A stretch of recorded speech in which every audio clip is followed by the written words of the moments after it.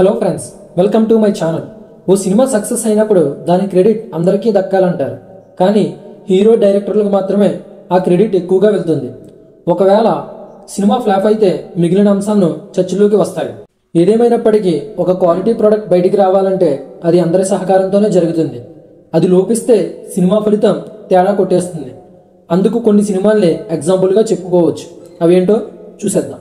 Mega power star Ram Charan హీరోగా శ్రీను వైట్ల డైరెక్షన్లో రూపొందిన సినిమా బ్రూస్లీ.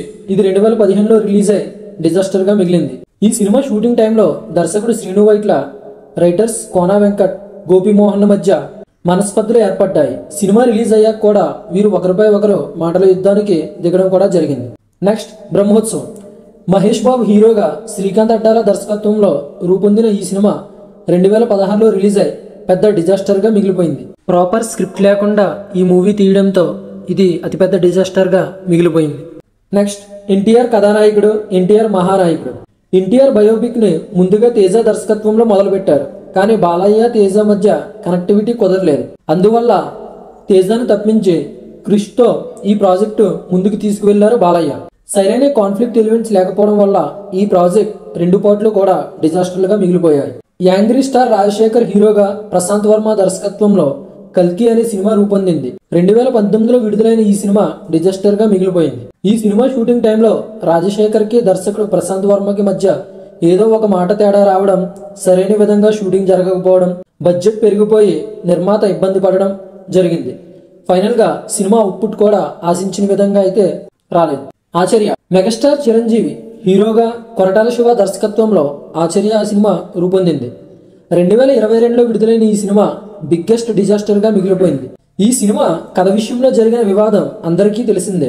ఆ తర్వాత చరణ్ పాత్ర విషయంలో చిరంజీవి మార్పులు చెప్పడం, అది కొరటాలకి నచ్చకపోవడం, అలా అనేక ప్రతికూల పరిస్థితుల్లో ఈ సినిమా కంప్లీట్ చేశారు మేకర్స్. అవుట్పుట్ కూడా మెగా అభిమానులను తీవ్రంగా ఇబ్బంది పెట్టిందని చెప్పాలి. ఏజెంట్. అక్కినేని అఖిల్ హీరోగా సురేందర్ రెడ్డి దర్శకత్వంలో తెరకెక్కిన ఈ సినిమా గత ఏడాది రిలీజ్ అయింది. మొదటి షోతోనే డిజాస్టర్ టాక్ ను మూటగట్టుకుంది.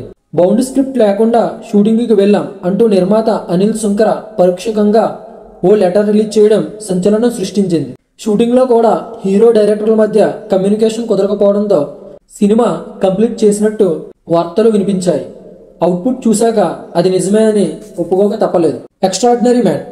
నితిన్ వక్కంతం వంశీ కాంబినేషన్ లో రూపొందిన ఈ సినిమా గత ఏడాది రిలీజ్ అయి ఫ్లాప్ అయ్యింది. స్క్రిప్ట్ విషయంలో హీరో డైరెక్టర్ నిర్మాతల మధ్య సఖ్యత లోపించడంతో సినిమా అవుట్పుట్ తేడా కొట్టింది.